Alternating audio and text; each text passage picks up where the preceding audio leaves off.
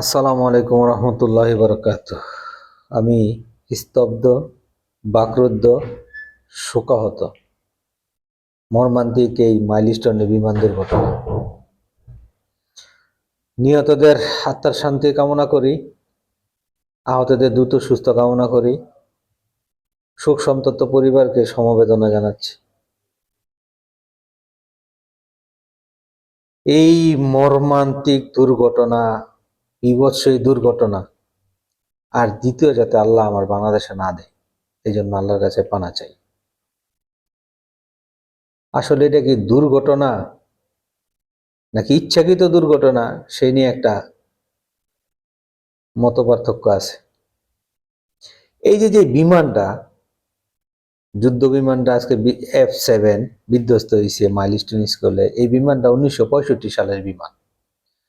1965 সালের যে বিমান 2025 সালে তো আকাশে থাকার কথা না, এটা আকাশে থাকলো কেন, কিভাবে?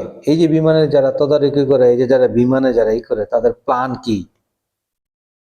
আর যুদ্ধ বিমান দিয়ে ট্রেনিং করব এমন এই যে জনবহুল দেশে, এই ঢাকার মধ্যে সব ধরনের যুদ্ধ বিমান ট্রেনিং করতে হবে কেন?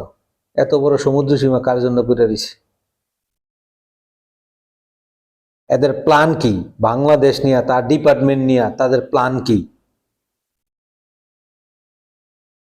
1965 সালের যুদ্ধ বিমান 2025 সালে আকাশে আছে একমাত্র কারণ এটা বাংলাদেশ। কারণ যারা বৈশা রয়েছে না, নীতি নির্ধারক সাইজা সব চোর, বাটপার, চিটার, দেশদ্রোহী, এগুলি এইসব চোর বাটপারদের কারণে এই দুর্ঘটনা ঘটে ঘনে ঘনে।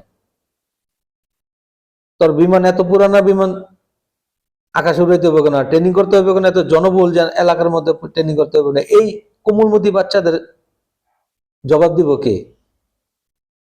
এই সন্তান হারা, এই শিশু হারা, এই সন্তান হারা বাবা মাদের সান্ত্বনা দিব কি দিয়া? একদিনের শোক, 2 দিনের শোক, একটা ভিডিও বার্তা? সিস্টেমটা মানে এমন একটা সিস্টেম করে রাখছে, ওদের কোনো দেশ নিয়ে কোনো পরিকল্পনা নাই, ওর ডিপার্টমেন্ট নিয়ে কোনো পরিকল্পনা নাই, ওর কোনো জানা নাই, শোনা নাই, কোনো কিছু নাই। একটা দুর্ঘটনা ঘটে গেলে শেষ, তারপর তদন্ত শুরু হয়, এই তদন্ত, এই তদন্ত, এই তদন্ত কি হইব? এতগুলি লাশে জবাব দিব কে? মানে 5 কমিটি সদস্য করতে হইব, কমিটি গঠন করতে হইব, এই কমিটিতে চুয়া খাইব? ওই সন্তানহারা বাপ মা চুয়া খাইবে গেলি? আহত সব মানুষগুলি চুয়া খাইবে দিয়া? সিস্টেম সিস্টেম চেঞ্জ করতে হবে, জবাবদিহি জবাবদিহি করতে হবে। সিস্টেম যতদিন চেঞ্জ না হইব, জবাবদিহি, পরিকল্পনা যতদিন চেঞ্জ না হইব, বাংলাদেশ উন্নত হবে না। কিসের ডিজিটাল? কিসের ডিজিটাল?